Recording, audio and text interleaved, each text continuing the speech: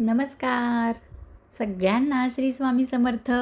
आजच्या नवीन व्हिडिओमध्ये नवीन विषयाकडे वळण्यापूर्वी सगळ्यांचं स्वागत करते. आज आपण अशी एक वस्तू बघणार आहोत जी तुमच्याजवळ जर ठेवली तर ती धन आकर्षक, धनाचं चुंबक, मनी मॅग्नेट म्हणून काम करते. हो, या सगळ्याचा एक सविस्तर तुम्हाला सांगण्याचा उपाय जो आहे तो मी घेऊन आलेले आहे.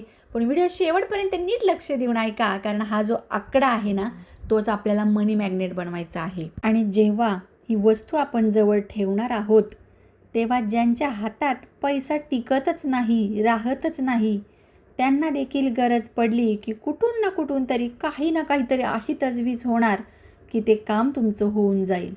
यासाठी आपल्याला गुरुवार निवडायचा आहे. हो, गुरुवारी सकाळी अंघोळ वगैरे आवरल्यानंतर आपल्याला हळकुंडाचा एक छोटासा तुकडा घ्यायचा आहे.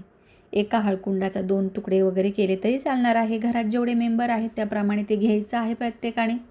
आणि स्क्रीनवर मी तुम्हाला हा आकडा सांगितलेला आहे, दाखवलेला आहे, तो आकडा आपल्याला लिहायचा आहे. आता हा अंक लिहित असताना तुम्हाला निळ्या पेनने लिहायचा आहे. हा आकडा जो आहे तो निळ्या पेनाने लिहायचा आहे.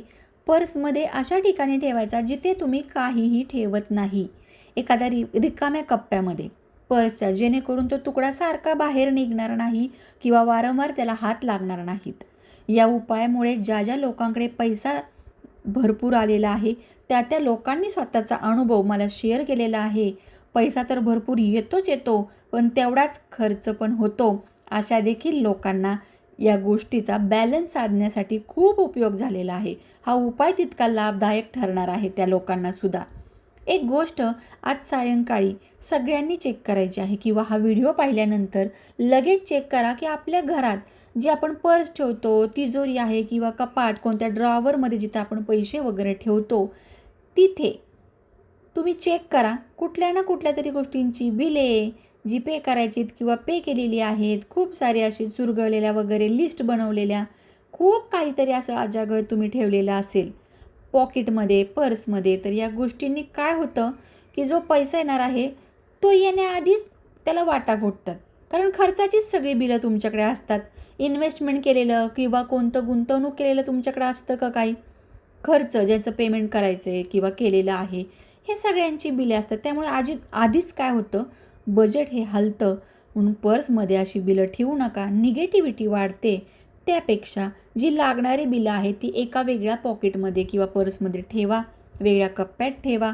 लागणारी आहे तीच ठेवा, न लागणारी फेकून द्या, रिसिप्ट वगैरे. आणि पैशांच्या सोबत चिल्लर कधीच ठेवायची नाहीत. नोटांसोबत चिल्लरचा कप्पा देखील वेगळा ठेवायचा, नोटांचा कप्पा वेगळा ठेवायचा. नोटा कधीही घडी मोडून अशा ठेवायच्या नाहीत, एकसारख्या सलग राहिल्या पाहिजेत अशा प्रकारे त्या ठेवायच्या. जशी नोट असते उघडल्यानंतर त्या प्रकारेच आपली नोट आपल्या पॉकेटमध्ये राहिली पाहिजे, याची काळजी तुम्ही घ्यायची आहे. आणि नेहमी गुलाबाचं अत्तर या नोटांना तुमच्या पर्सला लावून ठेवायचं आहे.